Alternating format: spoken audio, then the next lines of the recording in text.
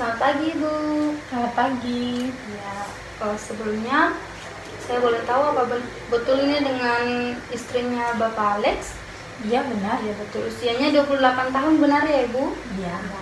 Perkenalkan, saya Jelian. Saat ini saya akan melakukan edukasi kesehatan tentang apa itu penyakit varikokel, mulai dari pengertiannya, kemudian ada tanda dan gejala, ada pengobatan yang harus dilakukan, kemudian dan juga pencegahan pada varikokel ini, Ibu. Mungkin waktu yang saya butuhkan 10-15 menit. Apakah Ibu bersedia?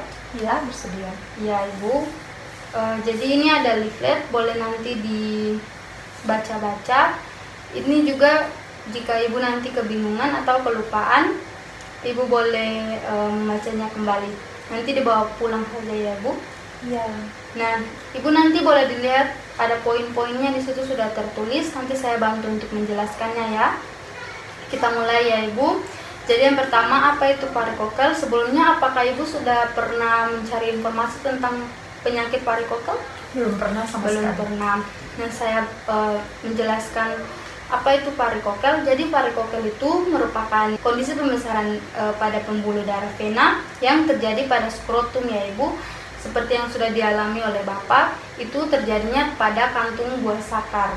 Nah, Ibu, pelebaran ini terjadi karena hambatan aliran darah itu tidak mengalir dengan baik, sehingga darah yang mengalir itu kembali ke skrotum atau kantung buah sakar, Ibu. Jadi Ibu sebelumnya pernah dengar varises? Pernah, tapi belum tahu seperti apa. Nah, Ibu, jadi varises ini hampir sama dengan varikokel. Yang membedakan terjadinya varises itu di bagian kaki, sedangkan varikokel ini terjadi pada kantung buah sakar atau skrotum. Sama-sama terjadi pembesaran pembuluh darah, Bu, pada vena. Nah, kita lanjut yang kedua ya, Bu, ada tanda dan gejala itu. Jadi tanda dan gejala ini pada pasien varikokel itu biasanya muncul, kalau awal itu muncul nyeri dan pembengkakan pada bagian skrotum atau kantung buah sakar. Nah, ada juga beberapa gejala yang mungkin muncul pada pasien dengan varikokel. Misalnya ada muncul benjolan pada salah satu bagian testis, kemudian terasa nyeri atau membengkak saat ditekan, kemudian garis pembuluh darah pada bagian testis itu dia seperti kumpulan-kumpulan cacing begitu, Bu. Jadi terjadi pembesaran, kemudian dia banyak di bagian salah satu testis ya, Bu. Selanjutnya itu nyeri yang timbul itu hilang, dan juga Bu, nyeri yang muncul itu hilang dan timbul. Kadang juga munculnya itu dengan durasi waktu yang sangat lama. Bisa dimengerti, Bu? Selanjutnya ada pengobatan. Pengobatan yang harus dilakukan pada pasien dengan varikokel yang pertama yaitu harus operasi, seperti yang sudah dilakukan dokter oleh Bapak kemarin. Itu sudah dilakukan kemarin operasi varikokelektomi ya, Bu. Ya, itu merupakan suatu pembedahan yang bertujuan untuk melakukan perbaikan pembuluh darah vena pada skrotum atau kantung buah sakar. Nah, untuk pengobatan yang kedua bisa dilakukan embolisasi perkutan. Ini merupakan salah satu prosedur dengan cara memasukkan selang yang berukuran kecil ke dalam bagian yang rusak. Kemudian dimasukkan cairan yang khusus untuk bertujuannya untuk memperbaiki pembuluh darah vena. Selanjutnya itu ada pencegahan. Nah, pencegahan yang dilakukan yang bisa Ibu lakukan mungkin untuk Bapak atau mencegah terjadinya varikokel ini pada keluarga atau anggota teman-teman Ibu atau kerabat Ibu ya. Ini bisa dilakukan dengan yang pertama melakukan pemeriksaan secara rutin. Melakukan pemeriksaan rutin ini secara mandiri ya, Bu, dilakukannya. Bisa dianjurkan itu bisa dilakukan malam sehabis mandi air hangat, Bu. Kenapa? Ini bertujuan untuk pada malam hari itu biasanya skrotum itu terasa rileks dan juga lembut sehingga bisa dirasakan. Nah, cara untuk merasakannya bagaimana? Ibu nanti anjurkan ke Bapak atau teman-teman Ibu atau keluarga Ibu untuk dengan cara yaitu meraba pada bagian skrotum atau testis, kemudian ditekan. Apabila ada nyeri atau ada pembengkakan, segera langsung bawa ke rumah sakit ya Ibu untuk langsung ditangani oleh dokter ya Bu.